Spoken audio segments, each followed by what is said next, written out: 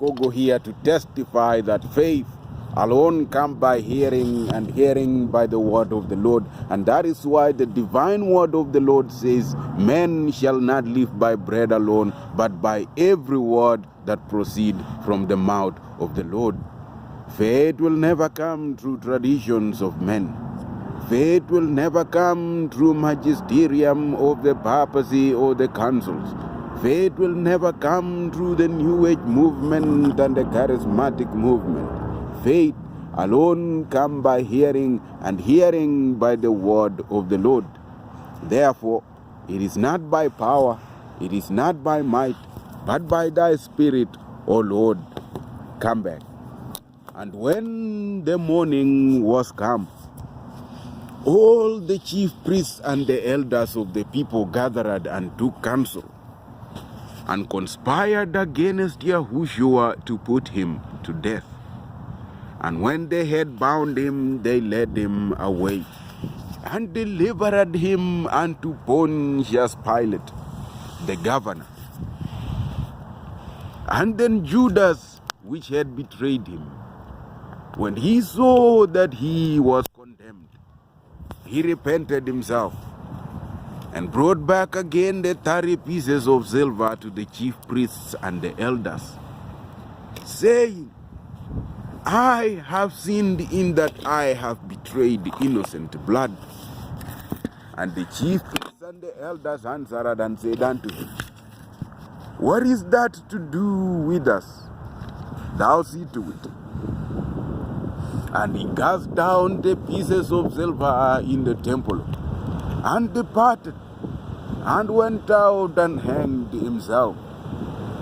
Now the chief priest took the 30 pieces of silver and said, it is not lawful to put them into the treasure, because it is the price of blood. And then they took counsel, and they bought with them the potter's field, wherein to bury strangers. Therefore that field is known unto this day as Al-Kedama, that is to say, the field of blood. And then it was brought to fulfill that which was spoken by the prophet, saying, and they took the 30 pieces of silver, the price of him that was valued, whom they bought of the children of Israel, and gave them for the potter's field, as the Lord appointed. Then Yahushua stood before Pontius Pilate, the governor. And the governor asked of him, saying, art thou the king of the Jews? And Yahushua answered and said unto him, thou sayest. And when he was accused of the chief priests and the elders, he answered nothing. Then Pilate said unto him, hearest thou not the many things they witness against thee? And Yahushua answered him not a word, insomuch that the governor marveled greatly. Now at that feast the governor wanted to release unto the people a prisoner whom they would choose. And they had then a notable prisoner called Barabbas. And when they were come together therefore, Pilate said unto them, whom will ye that I release unto you?